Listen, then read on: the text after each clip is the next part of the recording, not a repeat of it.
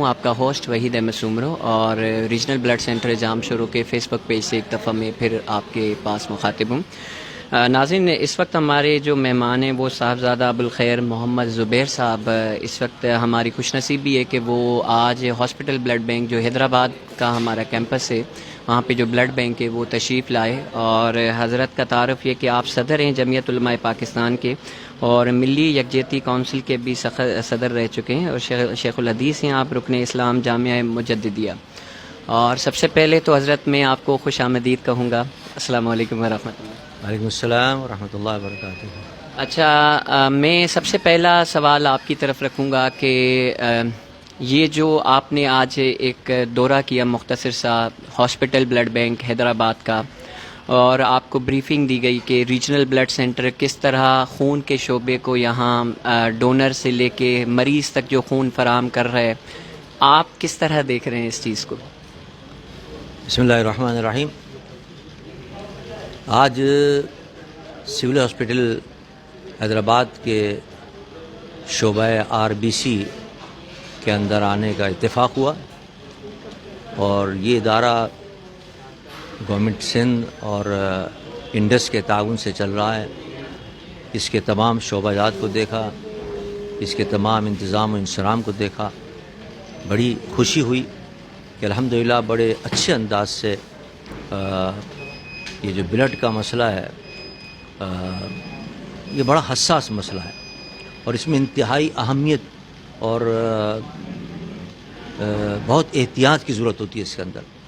میں نے الحمدللہ جو شعبات دیکھے اور ان کی جو کارکردگی دیکھی، اس سے محسوس ہوا کہ بڑے احتیاط کے ساتھ اور بڑے عمدہ طریقے کے ساتھ جدید ٹیکنالوجی کو استعمال کرتے ہوئے یہاں الحمدللہ یہ خون کی منتقلی کا کام ہو رہا ہے اور خون دینے کا کام ہو رہا ہے۔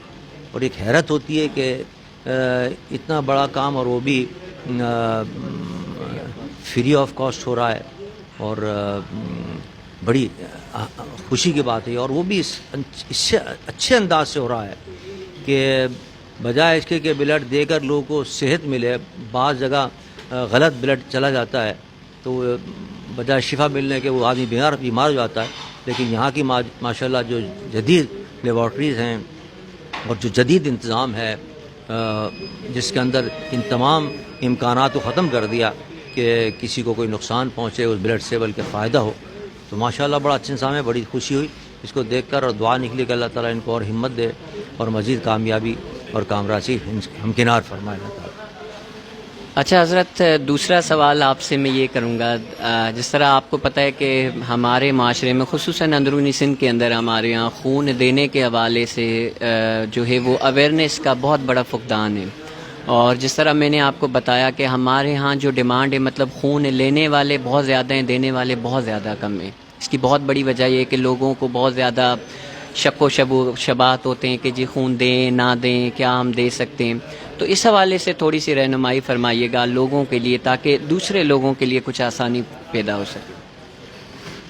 دیکھیے، اس کے لیے میں صرف ایک حدیث مبارک پیش کروں گا۔ میرے آقا سرور دو جہاں صلی اللہ علیہ وسلم نے فرمایا کہ جو کسی کی دنیا میں مشکل آسان کرے گا، اللہ قیامت کی مشکلوں میں سے اس کی مشکل آسان کرے گا۔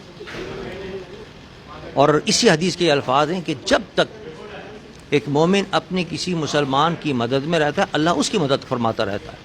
یعنی یہ ایک بڑا جامع لفظ ہے حدیث کا کہ اگر ہم نے کسی کو خون دے کے اس کی مدد کر دی تو اللہ کا وعدہ ہے کہ میں اس کی مدد کروں گا۔ اور مدد کے اندر کوئی خاص یہ نہیں فرمایا کس طرح کی مدد ہوگی، جانی مدد، دینی مدد، مالی مدد، اس کے کاروبار میں مدد، اس کے تعلیم میں مدد، اس کے خان کی معاملات میں مدد، اس کی نوکری کے معاملات میں مدد۔ پھر سب سے اہم مرحلہ قبر کا شروع ہو جاتا ہے، اس کے بعد مرحلہ پھر حشر کا شروع ہو جاتا ہے۔ یعنی ایک عام لفظ اللہ نے فرمایا کہ میرے آقا سرور دو جہاں صلی اللہ علیہ وسلم نے کہ جو کسی بندے کی مدد کرتا ہے تو اللہ تعالیٰ اس کی مدد میں رہتا ہے، ہر طرح کی اس کو مدد پہنچے گی۔ یعنی اس مدد کرنے سے اگر آپ نے کسی کو خون دے کر اس مسلمان کی مشکل آسان کی، اس کی جان بچائی، یعنی مدد بھی اتنی بڑی مدد ہے کہ آپ اس کی جان بچا رہے ہیں۔ اور یہ جان بچانا ایک نہیں، قرآن پاک میں اللہ فرماتا ہے تم نے اگر ایک آدمی کی جان بچائی تو سمجھ لو پوری انسانیت کی جان بچائی، یعنی اربوں لوگوں کی، اربوں نہیں کھربوں جو دنیا میں لوگ ہیں ان کی تو نے جان بچائی۔ تو یہ تو بہت بڑا ثواب کا کام ہے۔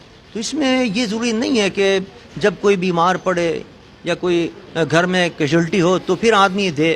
آدمی یہ سوچے کہ اگر میں نے دے دیا, ڈونیشن دے دیا, تو وہ پڑا رہے گا, وہ کام آئے گا نا کسی نہ کسی کے. کوئی مشکل میں آئے گا تو اس کی مشکل کے وقت آ جائے گا اور اس کے وہ کام آ جائے گا, ثواب آپ کو مل جائے گا. تو لہذا یہ تو کسی, اور دن کے اندر پتہ نہیں کتنے لوگ آتے ہیں, صبح سے لے کر رات تک سینکڑوں لوگ آتے ہیں, ہزاروں مریض ہوتے ہیں کہ جن کو ضرورت پیش آتی ہے. تو لہذا اس میں نہیں سوچنا چاہیے کہ وقت آئے گا تو ہم دیں گے. ہمیں دے کے ان کو کیا نام ڈونیشن کر دینا چاہیے, ڈونیشن دے دینی چاہیے بلڈ کی, تاکہ جب بھی کوئی یہاں آئے اس کی مدد ہو جائے گی.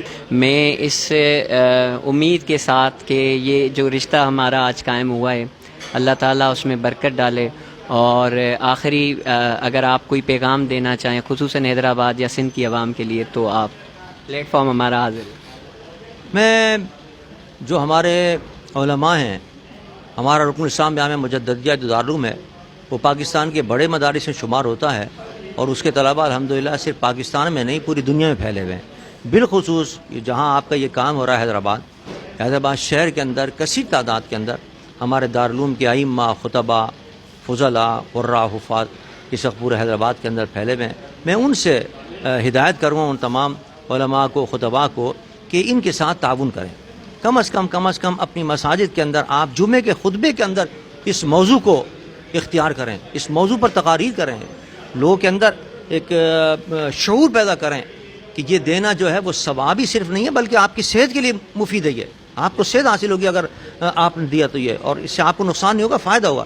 تو مطلب یہ اس کے اندر ایک شعور لوگوں کے اندر پیدا کریں, اور قرآن و حدیث کے روشنی کے اندر عوام کو اس کی طرف رغبت دلائیں. وہ اگر ان کا عملہ کوئی آئے وہ, تو میں اپنے تمام شاگردوں کو ہدایت کروں گا کہ وہ ان کے ساتھ تعاون کریں, کم سے کم مساجد میں اعلان کریں اور ان کو موقع دیں کہ یہ آ کے وہاں مساجد کے اندر لوگوں کو اس کی افادیت بتائیں, اس کی اہمیت بتائیں, تاکہ لوگ اس طرف آئیں اور ڈونیشن دے کے وہ بھی, ان کو بھی ثواب ملے گا. آپ نے تعاون کر دیا اگر ائمہ نے تو ان کو بھی ثواب ملے گا, جو دے رہا ہے اس کو بھی ثواب ملے گا, سب شریک ہو جائیں گے ثواب کے اندر انشاءاللہ.